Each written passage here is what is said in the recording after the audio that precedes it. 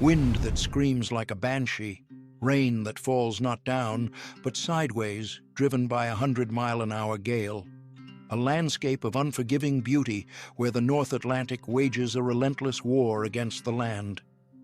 This was the world of the 18th and 19th century Scottish crofter.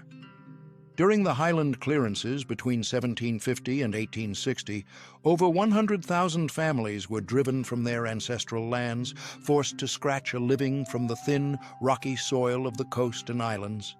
Here, survival was a daily battle against storms that could level a modern house in minutes. They had no steel, no concrete, no power tools, only the stones beneath their feet, the turf on the hills, and a stubborn refusal to be broken.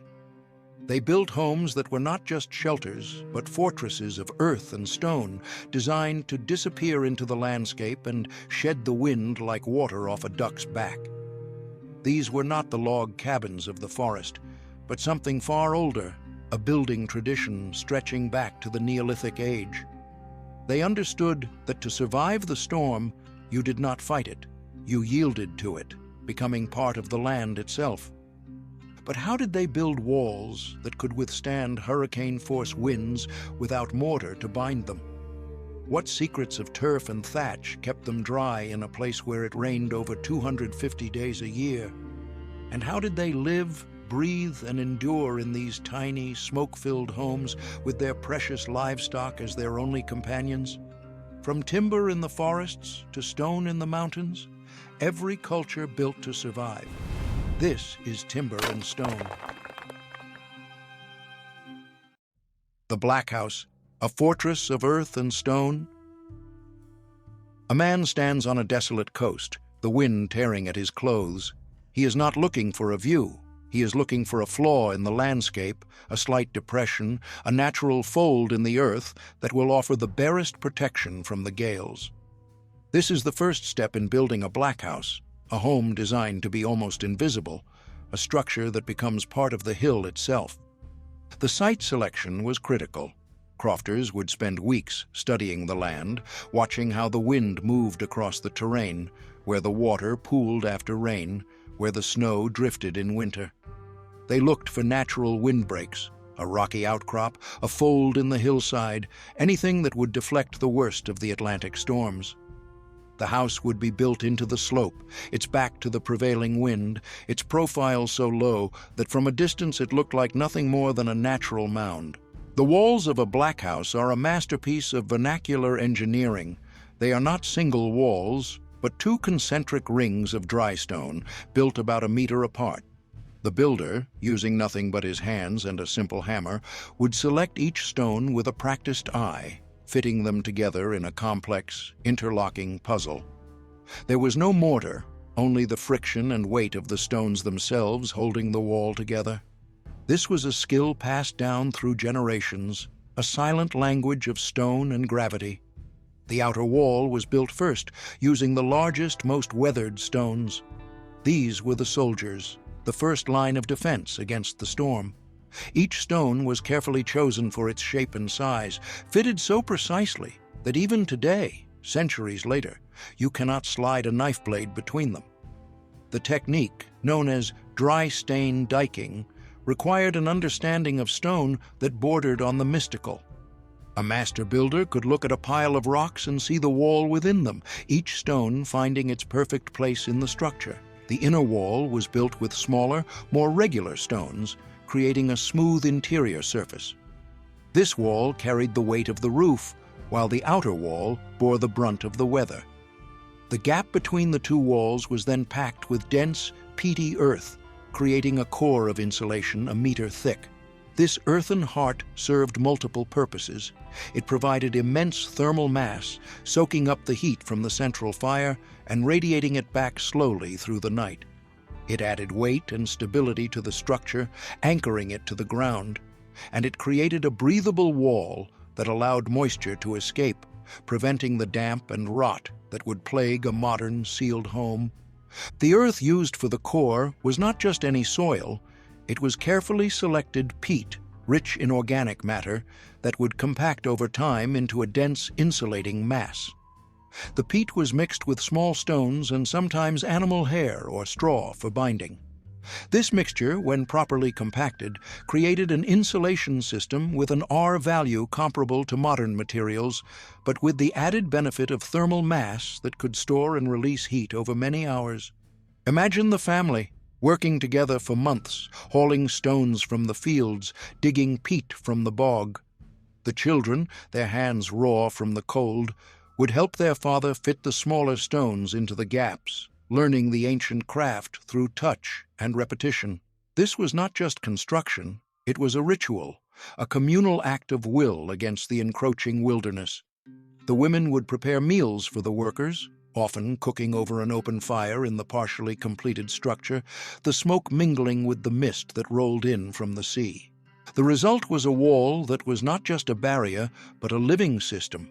It was a fortress that could absorb the energy of the wind, a lung that could breathe out the damp, and a battery that could store the warmth of the fire. The walls were typically 3 to 4 feet thick at the base, tapering slightly as they rose. This massive construction could withstand wind loads that would destroy modern frame construction, yet it was built entirely by hand, without machinery or modern tools. A modern lightweight frame would need vapor barriers, synthetic membranes, and steel anchors to match this performance. The walls were a fortress against the horizontal rain and screaming wind. But what happens when the real enemy comes from above, when tons of water and wind try to rip away the very shelter over your head? The roof, a living shield against the sky. The roof of a Blackhouse was not a static, rigid structure, but a heavy, flexible blanket designed to hug the building and deflect the wind.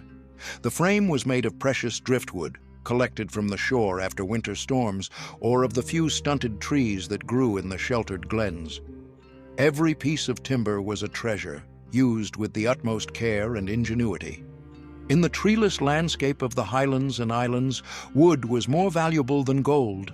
Families would walk for miles along the shore after storms, collecting pieces of driftwood washed up by the tide. These weathered timbers, already seasoned by salt and sun, were perfect for construction. They were light, strong, and naturally resistant to rot.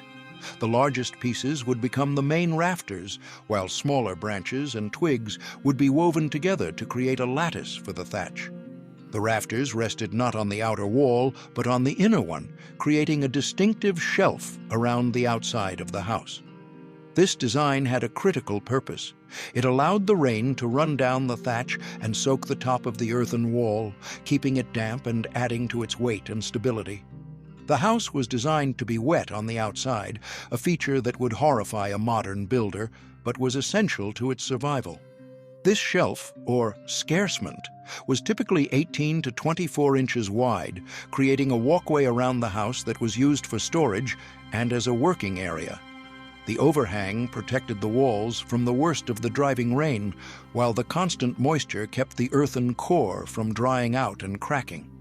It was a brilliant solution to the problem of building in a climate where the rain was not just frequent, but horizontal.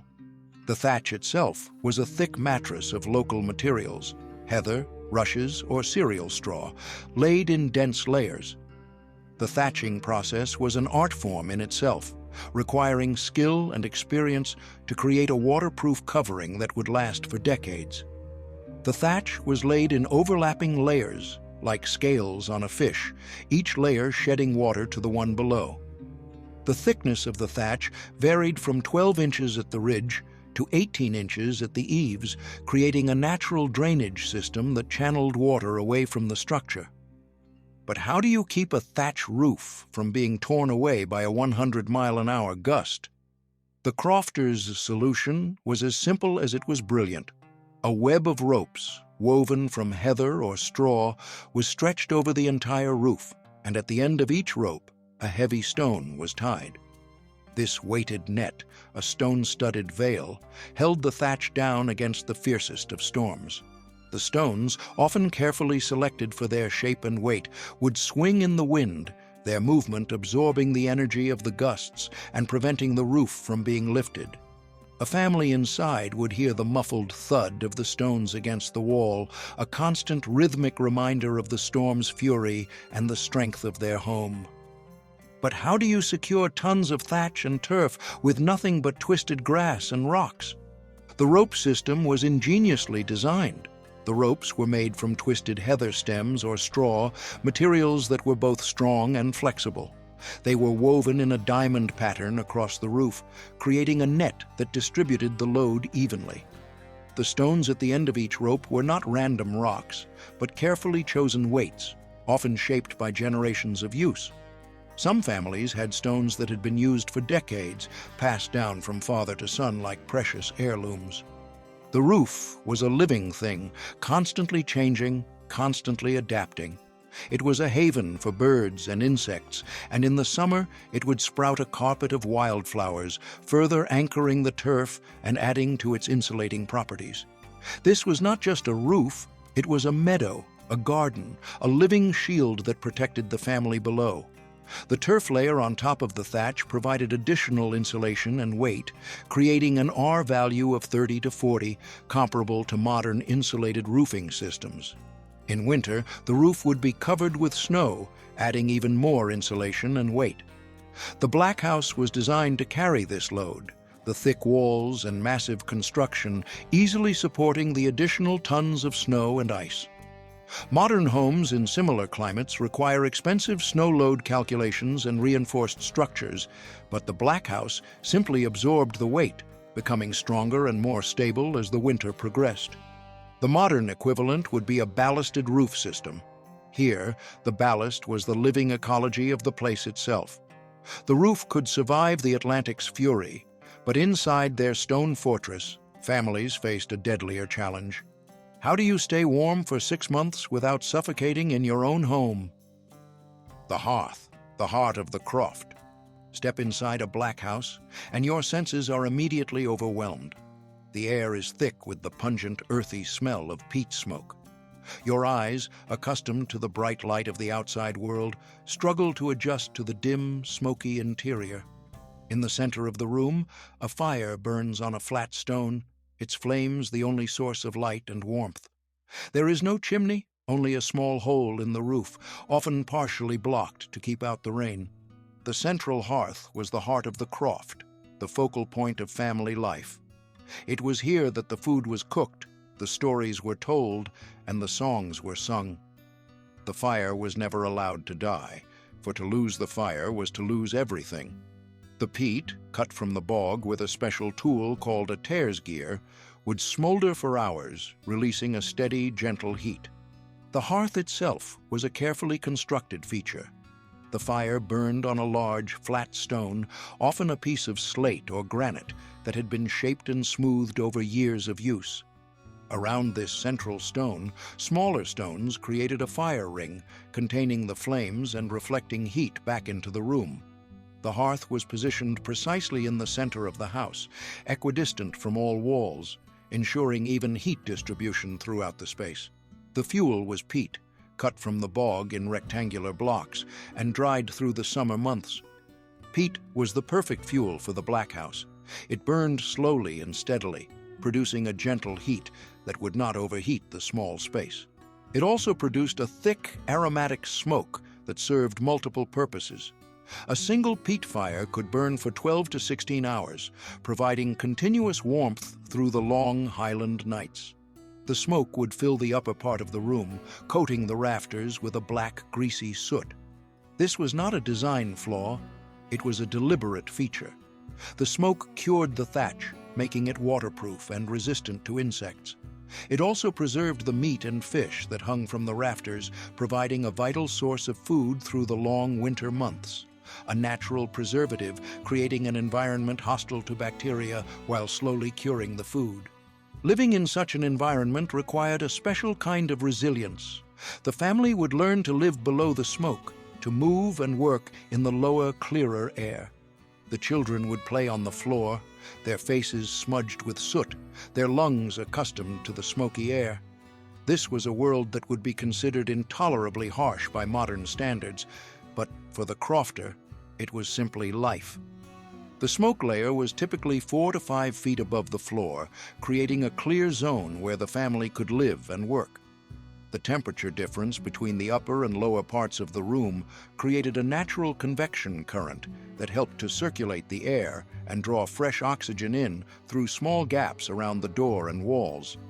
This primitive but effective ventilation system prevented the buildup of carbon monoxide and other dangerous gases. The hearth was more than just a fire. It was a symbol of continuity, of family, of survival. The embers were carefully tended, passed down from generation to generation. When a new house was built, the first fire would be lit with an ember from the old one, a ritual that connected the new home to the ancestral past. The fire was the soul of the house, and to let it die was to break the chain of generations. Around the hearth, the family would gather in the evening, the flickering flames casting dancing shadows on the stone walls. The grandmother would tell stories of the old days, of clan battles and fairy folk, while the mother spun wool and the father mended tools. The children would listen with wide eyes, absorbing the oral history of their people. This was their television, their internet, their connection to the wider world. Where today you'd install an HRV system, here thermal stratification and controlled air leakage did the job naturally. Fire solved the problem of warmth, but in a land where a single cow meant survival or starvation, where would they keep their most precious possessions safe from wolves, thieves, and the killing cold? The Byre, man, and beast, together. At one end of the Blackhouse, separated from the family's living quarters by a simple wooden partition or low stone wall, was the Byre. Here, in the dark, odorous space, lived the family's livestock: a cow, a few sheep, perhaps a pony. In a world where a single cow could mean the difference between life and death, keeping the animals safe and warm was as important as keeping the family safe and warm. The practice of housing humans and animals under one roof was an ancient one, born of necessity and a deep understanding of thermal dynamics. The body heat of the animals, trapped within the thick walls of the Blackhouse, would help to keep the entire structure warm. A single cow produces about 1,500 British thermal units of heat per hour, equivalent to a small space heater running continuously. In the confined space of the Blackhouse, this animal heat was a significant contribution to the family's comfort and survival. The byre was typically located at the lower end of the house, taking advantage of the natural slope of the land. A paved channel, made of flat stones, would run through the byre, carrying the animal waste outside to a midden where it would be composted for fertilizer. This urine-soaked manure was a valuable resource, essential for growing crops in the poor, thin soil of the Highlands.